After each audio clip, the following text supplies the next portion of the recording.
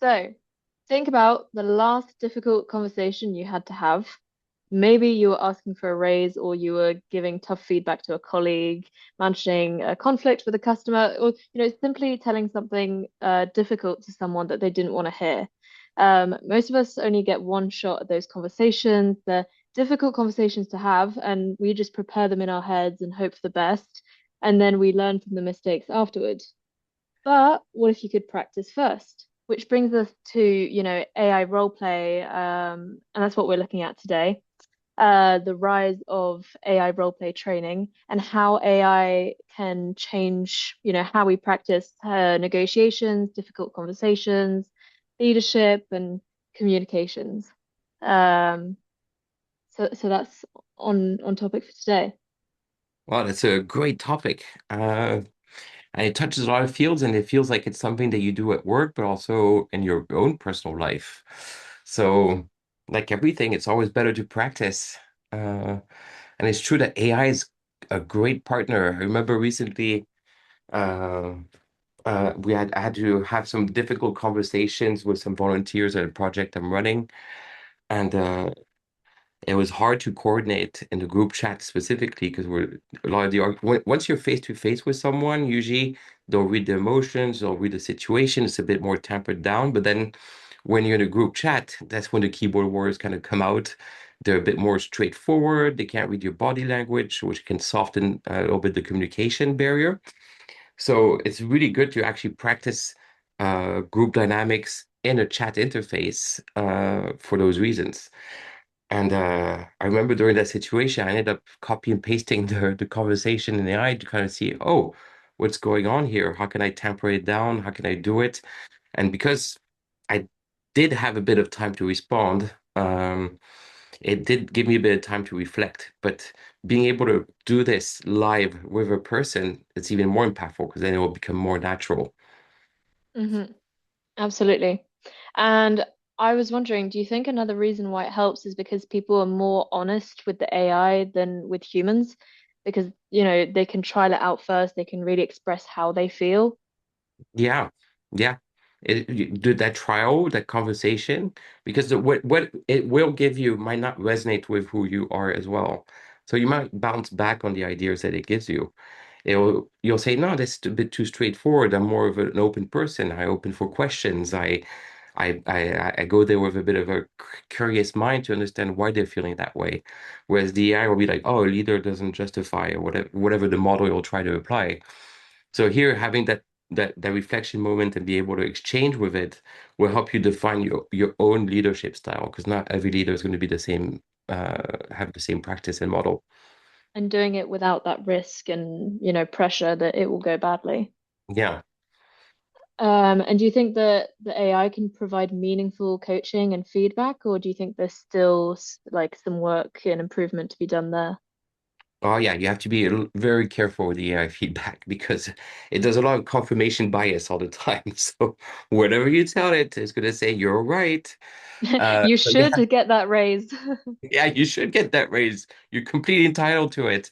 So it tends to constantly validate what you say. So the trick is not to try to give the answer inside of your question.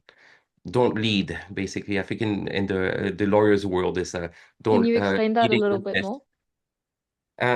Yeah, so when there was a Harvard study they did recently where they tried to do an analysis on the responses from AI models. And the questions would be, for example, oh, I'm not sleeping very well these days. I think it's because I'm going to bed too late. And so obviously the AI with the confirmation bias is going to say, yes, you're not sleeping well because you went to bed too late. It's confirming what you put in it. So you need to Hmm. keep it as open as possible by saying, I'm not sleeping well. What are potential causes, as an example? And then it'll give you a list, and then you can bounce back and forth with it. So you have to be very mindful of this loop. And also there's the infinite AI feedback loop. So as a little example, I was working on a speech and I wrote my speech. Then I got AI to say, hey, to help me proofread it. I proofread it. And then all of a sudden, like 20 exchanges of feedback, it always gave me feedback. And I almost ended up back to the first version. So I did V1, it gave me feedback, that was good. And then it gave me more feedback, more feedback, more feedback, more feedback, and I ended up back to version one almost. So when do you know when to stop? But that's when the human in the loop is impossible to get rid of. You're the one that ultimately is going to have to make that decision of when you're stopping the AI feedback loop. Hmm. And then I was wondering, so you're practicing these conversations with the AI and you're role playing. Um, but I've noticed, for example, just with you, when you speak to the AI, your Mm. tone and your voice kind of changes. So does that take away from the realistic practice with a real human? Are you getting the same experience out of it? Because your behavior is already changing. Yeah. Great question. And as a metaphor that might speak to you, since you're a rock climber, think of rock climbing with a rope or without a rope. Obviously, with a rope, you might be a bit more ambitious and jump a bit higher or reach a bit higher, and with no confidence in the grip, but you're okay because you have that rope.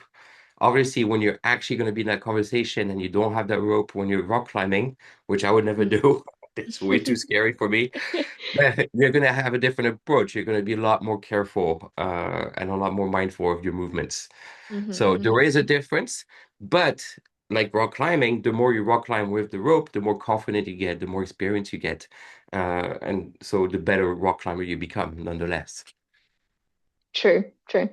I think that's a close, it was a pretty good analogy, but I would say it's when you're climbing on top rope compared to when you're climbing on lead. Ah, Because sometimes I yeah, do the same climb, but with different, different ropes and different like technicalities. yeah, And it's insane. It's just a mental battle. yeah. Um, yeah. Oh, you know a lot more than I do in this world, so I couldn't I've not never done add it personally. to it on a from a climbing perspective. It's So yeah, so why do simulations and role play work? it's like reps, going to the gym, doing some reps, practicing for a marathon, practicing rock climbing. Everything is about repetition until it becomes second nature or the muscle memory kind of kicks in. It's the same for your brain. Your brain is essentially, not essentially, in some ways, a muscle, and you need to practice, practice, practice, practice until you get better at it. Rather than, turning up to a lecture, you hear it once for a whole 3 hours, you don't really take in anything, and then you leave never to even remember what the topic was. Oh, yes. Yes, it's a very good point. The whole passive learning. Oh, wow. I must say, I was a terrible student back in the day. As soon as I stepped in the classroom, uh, I can more or less guarantee I would fall asleep. It was just physically, I was physically incapable of paying attention to someone speaking for a whole hour without me participating in the conversation. But I don't think you were the bad student. I think it was the learning, the teaching, and the tools that you had there weren't like it didn't fit your needs. Yeah. I think the lessons that I remember were the ones where the teacher, it was small classes where the teachers was asking me questions, keeping me engaged the whole time. That's what I remember. I don't remember the lectures at university in my first year, where there were 300 of us and we stared at some slides that were also on our laptops. Um, I couldn't tell you what they were about. Yeah, you're 100% right. The format was the only format we've had for a long time. Uh, but now Mm. it's evolving more and more. And I'm sure like it depends on the field, obviously a little bit, but a lot of my learning ended up being on YouTube because I had a visual tool. I could ask a targeted question and get a specific video for that part of the understanding I needed. And now we get that with AI where it's really personal to your question. And you don't even need to, you can get it to interact with you. You're putting your current blocker where you're stuck straight into a system that can help you understand that part of the content you're learning. So Absolutely. it's definitely going to change the educational space in a good way, hopefully. Hmm. And so, where does LifeCase come into all of this? Well, we're trying to be on the bleeding a we're trying to be on the bleeding edge of education. And so we've been around for a while now. We're pre-AI. So we started with scripted sessions where an author, an educator, an expert would come in and draft a perfect conversation and put some challenges, put some branching into it so that the decisions had an impact and consequences.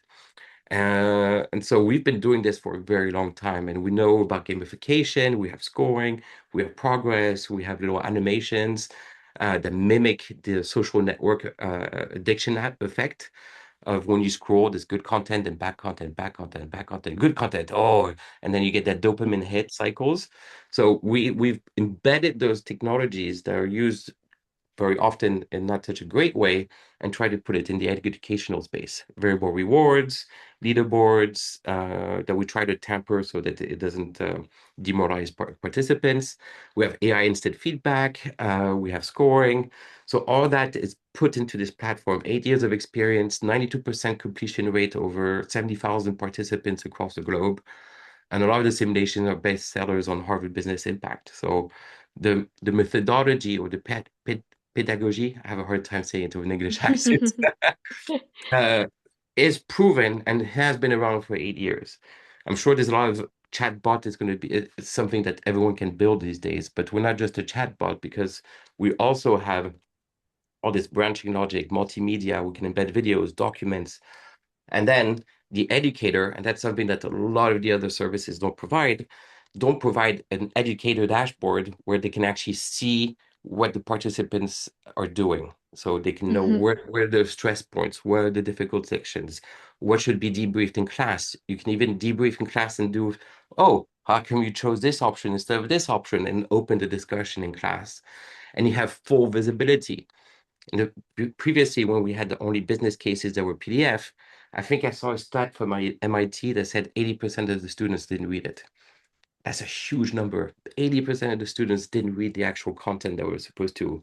Whereas with the technology here, you know that they participated, you know they completed or not, and if they understood the content right out of the box. So it's a game changer for educators in that aspect.